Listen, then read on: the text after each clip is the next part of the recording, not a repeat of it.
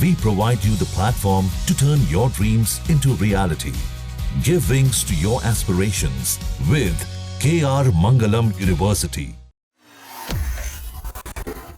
बिहार विधानसभा चुनाव से पहले राजनीतिक सरगर्मियां जोरों पर है। सियासी दलों ने जीत के लिए एड़ी चोटी का जोर लगा दिया है। वहीं चुनाव आयोग ने भी अपनी कमर कस ली है। बिहार में विधानसभा चुनाव को देखते हुए चुनाव आयोग ने राज्य भर में मतदाता सूची का विशेष गहन पुनरीक्षण अभियान शुरू कर दिया। इसी अभियान को लेकर ओवैसी ने जोरदार निशाना साधा है और सीधा चुनाव आयोग को चिट्ठी लिख डाली है। तो ये SIR क्या है जिसे लेकर बवाल छिड़ा है, सबसे पहले ये जानते हैं, उसके बाद जानते हैं कि ओवैसी ने अपनी चिट्ठी में क्या लिखा है।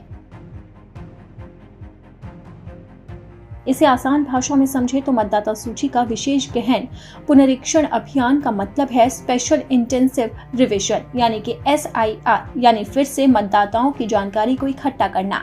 यह अभियान 25 जून से शुरू हो चुका है और 26 जुलाई 2025 तक चलेगा। इसके तहत बूथ लेवल ऑफिसर्स घर घर जाकर मतदाताओं से जानकारी ले रहे हैं और गणना प्रपत्र भरवा रहे हैं।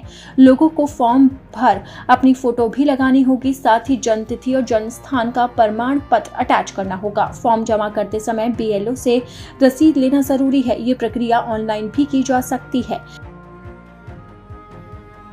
बिहार के सभी 243 विधानसभा सीटों पर यह प्रक्रिया शुरू हो चुकी है, जिसमें वर्तमान 7 करोड़ से ज्यादा मतदाताओं के आंकड़े दोबारा से भरे जा रहे हैं। इस अभियान का उद्देश्य है कि राज्य में मतदाता सूची को पारदर्शी बनाना, नए योग्य मतदाताओं को जोड़ना और अपात्र नामों को हटाना।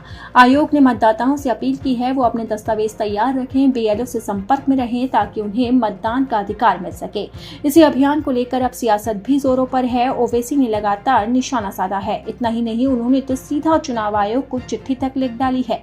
ओवैसी ने इसे छुपा हुआ NRC करार दे दिया। इसी के साथ ही उन्होंने 5 सवाल भी दागे। ओवैसी ने पूछा कि साल 2024 के लोकसभा चुनाव की मतदाता सूची में क्या अवैध विदेशी प्रवासी शामिल थे।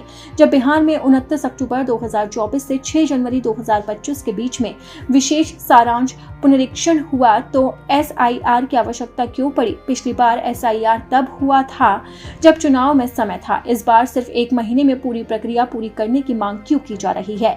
सीमांचल जैसे बाढ़ प्रभावित क्षेत्रों में हजारों लोग अपने घर और दस्तावेज हर साल खो देते हैं। वहां के लोगों के पास आवश्यक दस्तावेज होने की क्या गारंटी। ओवैसी ने पूछा कि इन मुद्दों पर सर्वदलीय बैठक में चर्चा क्यों नहीं की गई। इन्हीं सवालों के साथ ओवैसी ने चुनाव आयोग को चिट्ठी लिखी है और जवाब मांगा है। हालांकि सत्ता पक्ष का कहना है कि यह प्रक्रिया पारदर्शिता और निष्पक्षता सुनिश्चित करने की दिशा में एक बड़ा कदम है। अब भले ही NDA के समर्थन में है, लेकिन विपक्ष ने हल्ला बोल कर दिया है। अब देखना होगा कि चुनाव आयोग ओवैसी की चिट्ठी पर क्या जवाब देता है।